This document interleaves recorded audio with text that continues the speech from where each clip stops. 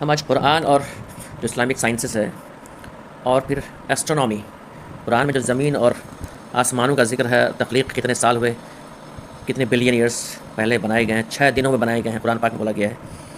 और फिर modern science के हिसाब से, एस्ट्रोनॉमी के हिसाब से जो हबल टेलीस्कोप, ये लोग जो बोल रहे हैं कि 14 बिलियन ईयर्स हुए हैं हमारे, 14 अरब साल इस पूरी कायनात की जो उम्र है, और 5 अरब साल, 4 या 5 अरब साल सिर्फ ये इंसान का, ये हमारे धरती का है। सूरह अस-सजदा में कुरान कहता है, अल्लाह वही है जिसने आसमान और ज़मीन और जो कुछ उनके दरमियान है 6 दिनों में पैदा किया, फिर वो अपने अर्श पर कायम हुआ।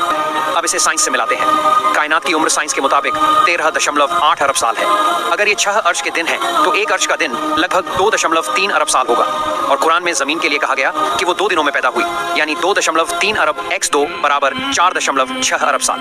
और साइंस भी यही कहता है कि ज़मीन की उम्र 4.6 अरब साल है। क्या ये महज इत्तेफाक है या अल्लाह का प्लान?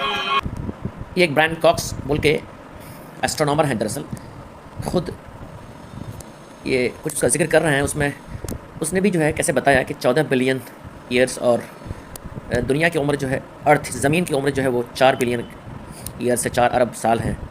ये सुनिए आप इनकी। The most distant object सबसे in that ज़्यादा दूर जो है, I'm going to talk a bit about how we know these things in a moment, but the most distant object is 13. वो है 13.2, मतलब 14 के आसपास, 14 बिलियन लाइट ईयर्स दूर है।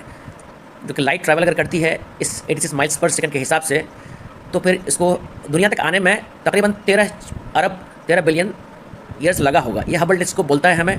उसी के बारे में फिर अर्थ के बारे में बोलता है कि 4 से 5 साल इस दुनिया की जो है अपनी जर्नी है, अपनी जो इस दुनिया की उम्र है।